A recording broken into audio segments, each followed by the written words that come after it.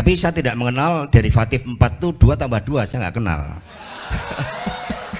Bukan karena diintimidasi, tidak. Karena 2 tambah 2 itu bukan 4, tapi sama dengan Pak Jokowi.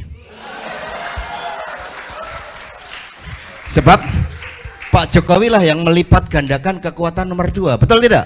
Nah, itu yang terjadi. Makanya sebelum jawab opsi, ini ada hal yang sangat berbahaya dalam perjalanan bangsa ke depan. Yang pertama, perspektif paradigmatik dulu.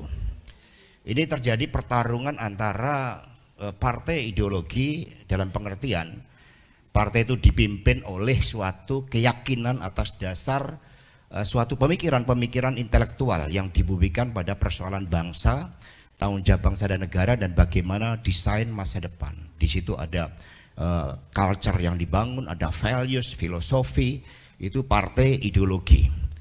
Kemudian versus partai elektoral.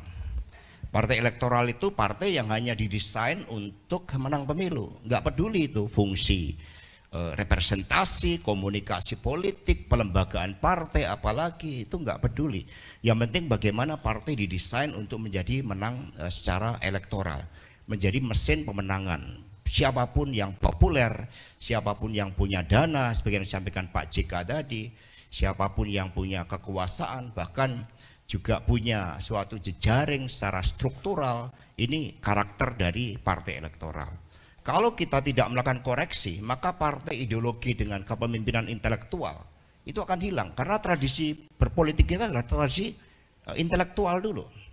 Di dalam melihat problematika bangsa, Soekarno itu tradisi intelektual yang sangat kuat dan kemudian mendirikan PNI. Nah, kalau ini kita biarkan tidak membangun suatu opsi-opsi, maka yang elektoral ini akan menang. Ini secara paradigmatik. Secara teoritik kita melihat ini juga pertarungan. Yang pertama, kebetulan saya baru Pak Dekan ambil doktor di sini proses.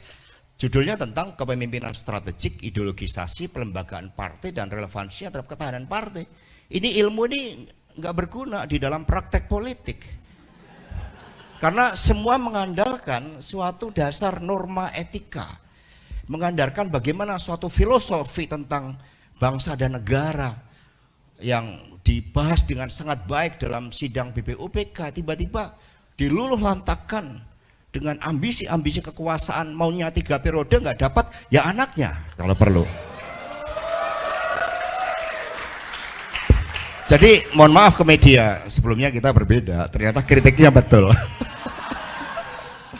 Jadi itu dalam pelembagaan partai. Saya sengaja 2 periode zaman Pak JK jadi menteri enggak, anggota DPR enggak. Saya memilih mencoba menjawab suatu tantangan dengan menyempurnakan demokrasi kita yang lahir melalui suatu kecelakaan politik dengan melakukan pelembagaan partai. Kami PD Perjuangan ini memiliki 2 ISO dalam manajemen, quality management, kemudian asset management. 2 tahun ini kami membangun 146 kantor partai, atas nama partai nggak bisa diperjualbelikan. Sistemnya kami terapkan project management, body of knowledge, kami terapkan teori-teori dari marketing, semua. Kemudian turun ke bawah selama 5 tahun, berbagai event kami buat. Ini semua berantakan di dalam teori pelembagaan. Padahal partai itu juga berjuang atas kebenaran secara teoritik untuk mencapai cita-cita bangsanya, membangun peradaban, itu berpolitik. Nah, berbagai teori-teori kepemimpinan strategik, pelembagaan partai, teori demokrasi, teori tentang kuasa dan moral, ini kalah dengan Machiavelli tadi, apalagi Machiavelli Jawa, Bapak Ibu dan saudara-saudara sekalian. Nah, ini di kampus itu bebas bicara tanpa intimidasi, meskipun saya juga sering diintimidasi. Tetapi karakter kami yang dibangun, semakin intimidasi, semakin kita melakukan perlawanan. Download Tribun X sekarang, menghadirkan lokal menjadi Indonesia.